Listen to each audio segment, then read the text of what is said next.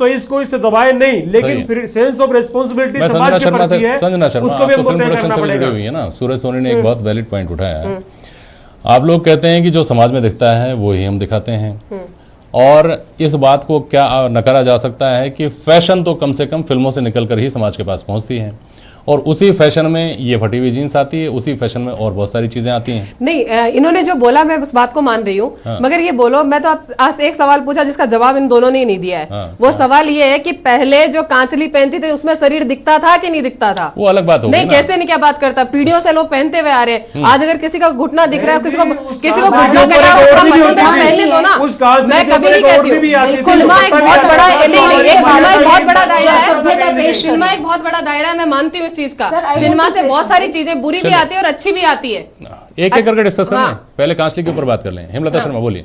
देखिए, अभी मैम ने कहा था, अभी सर सोनी जी ने भी कहा था, फिल्में वास्तव में समाज का आईना होती है। मैं मैडम से ही एक बात पूछना चाहती हूँ कि जो अरे वो पहले वो बात करी ना, फिल्मों के ऊपर बात कर लेते हैं। पहले ये बताइए कि कपड़ों को लेकर के जो बदलाव आए, हेमलता शर्मा जी, इन्होंने ये उदाहरण दिया कि पहले जो कपड़े पहने जाते थे, इसका एक्सपोजर से कोई ज्यादा बड़ा मतलब नहीं है। जी सर, सोनी जी ने जवाब दिया ना। आप बोल रहे हो कांचली कांचली, उसके ऊपर भी उपवस्त्र होते थे भाई, उसके ऊपर ओढ़नी भी होती थी, उसके ऊपर ब्लाउज टाइप में कुर्ती भी होती थी, कुर्ती भी होती थी। ऐसा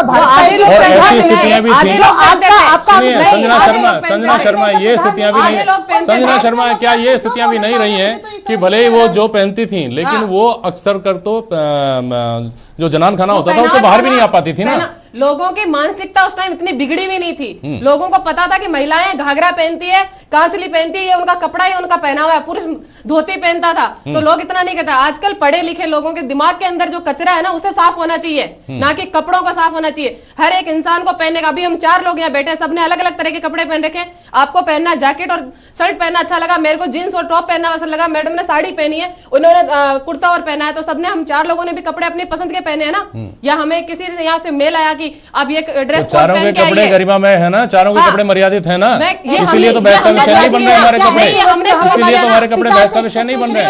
ये हमने चॉइस किया ना, ये हमारी माता से हम एक्सपेक्टेशन कर सकते हैं इस कपड़े, इस प्रकार के कपड़े पहन के। हम समाज को क्या दे रहे हैं?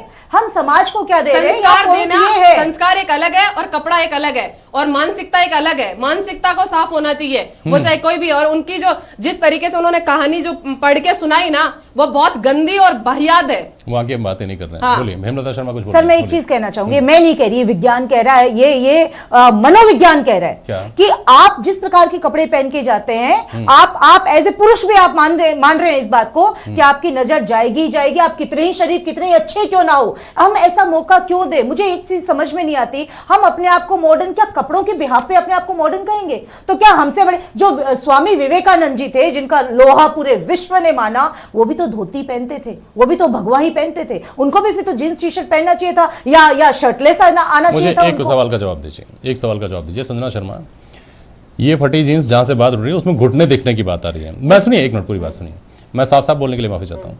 उसमें घुटने दिखने की बात आ रही है, घुटनों से ऊपर का हिस्सा दिखने की बात आ रही है। उससे कम कपड़ों में, उससे ज़्यादा शॉर्ट्स में हम एयर होस्टेस को देखते हैं जो फ्लाइट्स में अटेंड करती हैं, लेकिन वहाँ सवाल नहीं उठता क्योंकि वहाँ गरिमा दिखती है, यहाँ गरिमा नहीं दिखती है। आपके पास पूरा कपड़ा था लेकिन आपने उसको फाड़ लिया है, तो क्या फ़र्क नहीं है दोनों में?